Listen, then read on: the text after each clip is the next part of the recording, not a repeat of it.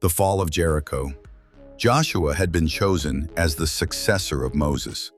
With the Jordan River behind them and the Promised Land before them, Jericho stood as the first obstacle.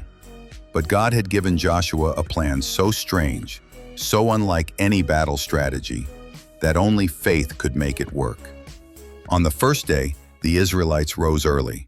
The priests carried the Ark of the Covenant, the symbol of God's presence, and 7 priests blew their ram's horn trumpets.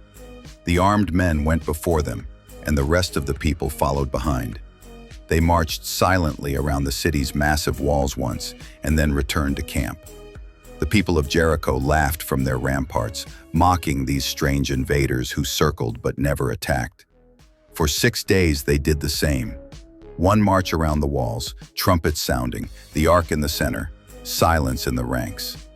Day after day, the citizens of Jericho grew uneasy. What kind of battle was this? Why did these people not strike? Still, the walls stood, and their pride held firm. But on the 7th day, the rhythm changed. At dawn, Joshua commanded the people to rise early. This time they marched around the walls not once, but 7 times. The priests blew the trumpets again and again. The people grew tense with anticipation, waiting for Joshua's command. On the 7th circuit, Joshua lifted his hand and cried, "Shout, for the Lord has given you the city." In that instant, the trumpets blared with a mighty blast, and the people raised their voices in one thunderous shout. The ground trembled, stones groaned and shifted. The towering walls that had stood for centuries cracked, buckled, and fell flat to the earth, as if an invisible hand had crushed them. Jericho, the unconquerable, lay open before Israel.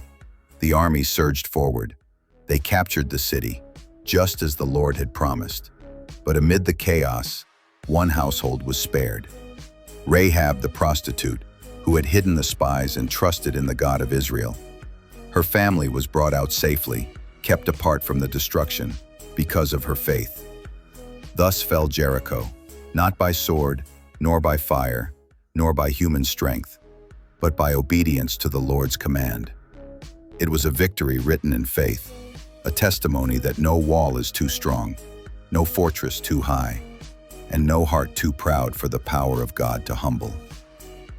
Moral of the story: faith and obedience to God can bring down even the mightiest walls in life. Trusting His timing and His ways, though they may seem strange, leads to victory. Please like and leave a comment if you're not following us.